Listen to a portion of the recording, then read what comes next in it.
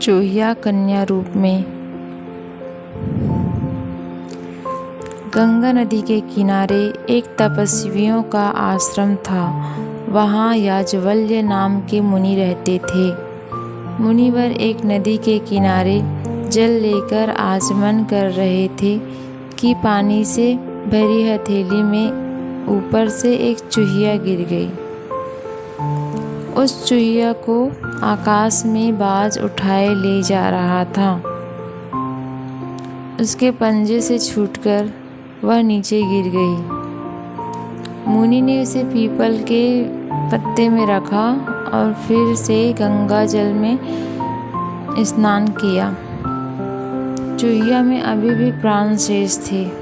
उसे मुनि ने अपने प्रताप से कन्या का रूप दे दिया और अपने आश्रम में ले आया। मुनि पत्नी को कन्या अर्पित करते हुए मुनि ने कहा कि इसे अपनी ही लड़की की तरह पालना।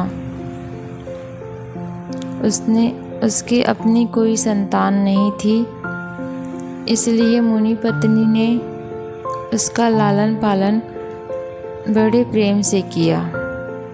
12 वर्ष तक वह उसके आश्रम में पलती रही।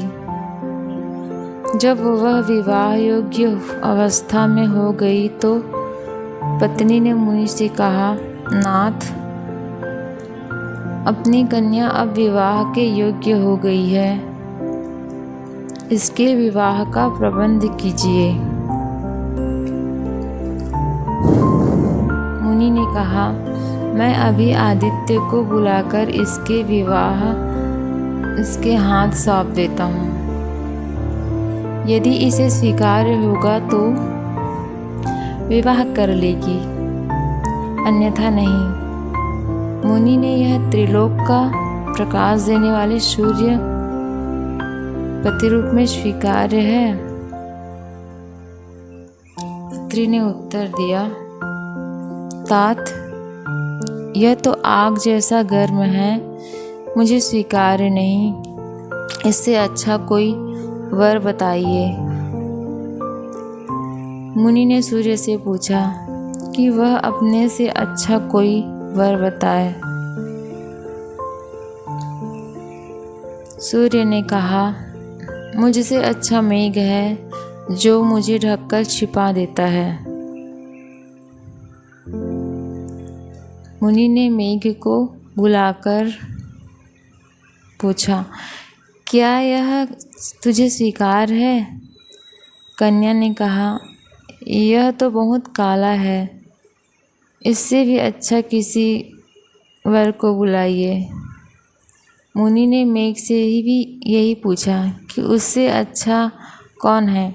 मेघ ने कहा, हमसे अच्छी वायु है जो हमें उड़ाकर दिशा दिशाओं में ले जाती है।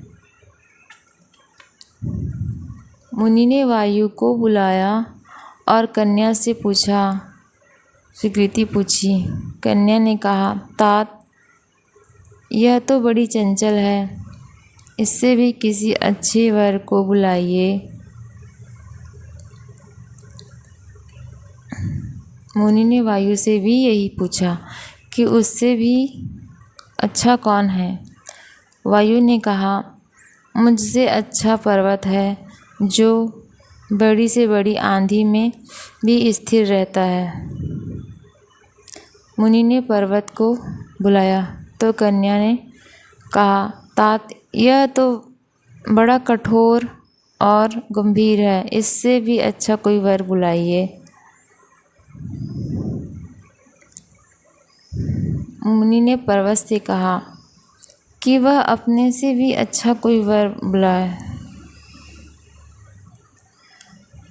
तब पर्वत ने कहा, मुझसे अच्छा चूहा है जो मुझे तोड़कर अपना बिल बना लेता है।